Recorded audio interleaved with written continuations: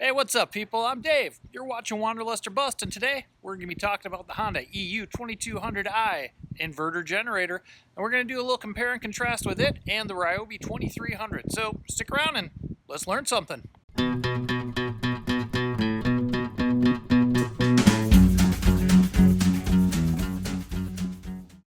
The Honda 2200 is the gold standard. It runs forever, parts are everywhere, service is everywhere, it lasts. So that is the easy choice. However, easy comes with a cost. This Honda generator right here runs about $1,000, and if you get the companion version, it's about $1,100. At Home Depot, online, Amazon.com, wherever you like to shop, you'll find the Ryobi 2300, and that's going to only run you about $599. Let's call it $600 because I'm bad at math.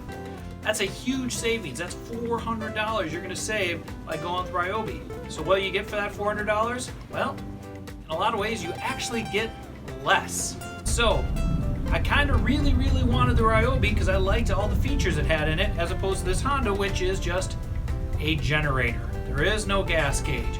There is no power gauge on it. There is no Bluetooth app. There is absolutely nothing to it other than pure, reliable power. But that's what you're paying for. So what are the factors that made me go to the Honda besides just the power? Well, there's a few. Let me break them down for you. First one was weight. The Honda comes in about 46 pounds. Now that's a dry weight. The Ryobi is about 54 pounds. That's about 8 pounds heavier, maybe even a little more. Now when you put in a tank of gas, that adds another 8 pounds to it. So this Honda suddenly becomes 54 and that Ryobi comes somewhere in that area of 62, 63. That's a lot of weight. Not for me. I'm huge.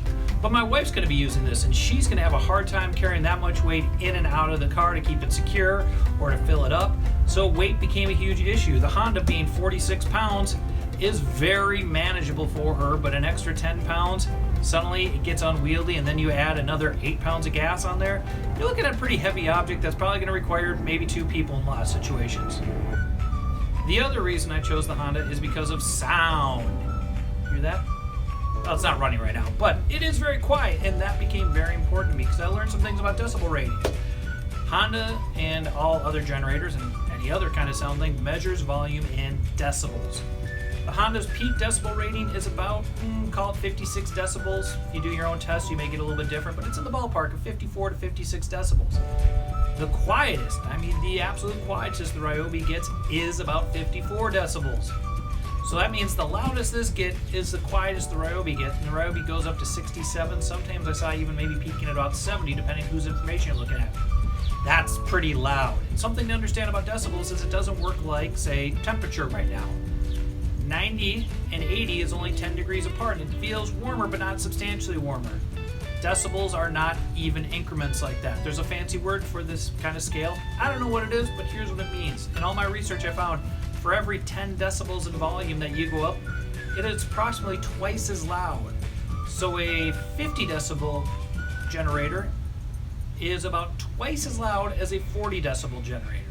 So being that the gap between the Ryobi and the Honda was about 10 decibels, that seemed like a lot of noise to me. And I was worried about that because, hey, I've got 2 teenage kids. I've got enough noise in my life. I don't need any more. So when I add up the noise factor and the weight factor, suddenly the Honda became a very attractive looking option to me. Some other things I took into consideration was ease of parts and service. Now, I'm not going to talk about in this video, I'll make another one, but I've made some modifications and additions to this. And let's say you want to get maybe even down the road a TriFuel adapter so you can run natural gas or propane on it. You can find really high quality accessories, some made by Honda, a lot of them made by third-party people, but made specifically for the EU2200i. Now, there's also some of these accessories available for the Ryobi, but they're not specific to the Ryobi. They're general parts that may take some modifications or may not fit quite as well or may come out of the box in sort of odd, weird ways and make this thing look kind of odd. So the fact that I could get reliable power, great service, custom accessories and mods, lightweight, and a quiet operation made this Honda a real simple choice for me. Now here's some other things you should know about. Honda has made some really nice upgrades to the 2200 over their 2000 series, and those make a great machine even better in my opinion. Maybe my favorite upgrade to the Honda 2200 is the fuel off switch. How important is it? Well, People used to add that aftermarket to their old 2000 series, so it's a pretty important deal. What it does is when you shut the Honda off, instead of turning it all the way to the off position, you stop just a little bit short of the off position, and it burns off all the fuel left within the carburetor and the fuel lines. And what does that mean?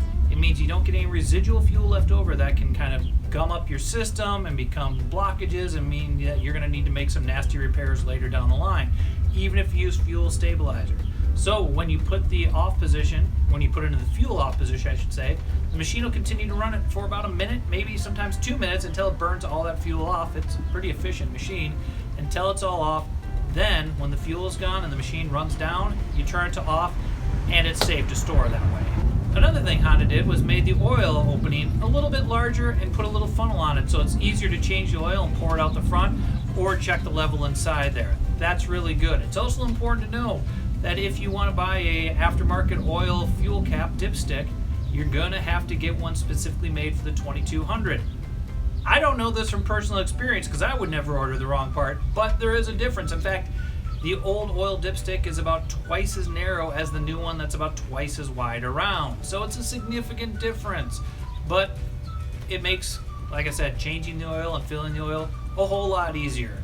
Then there's a couple other changes here or there that I really like that Honda's done. They made it a little bit lighter. They made it actually quieter than before. And the engine, from what I've been told, is a little bit larger. Now that's another benefit it has over the Ryobi. The Honda has a 121 cubic centimeter engine. The Ryobi, I believe, comes in somewhere around 91, 94. I've seen different specs, different places. And that doesn't seem like a big deal, but some people have pointed out that the Ryobis don't work as well in higher altitudes. And the theory is perhaps it's a smaller engine, and the bigger engine can pull in more oxygen, operate a little bit better. I'm not sure, but if I'm camping up in the mountains, I want to make sure I've got the power I paid for. Please, if you liked what you saw, hit the thumbs up below. Even better, subscribe to the channel, and even best, leave a comment. Let's talk. Let's find out what generator you like, which one you don't like, whether you thought it was worth getting into 3000 and having the extra weight. Whatever your preference, I'd love to know, because hey, we're all learning together and I don't pick up any new information unless you share it with me. So take care, everyone, and until next time, wob on.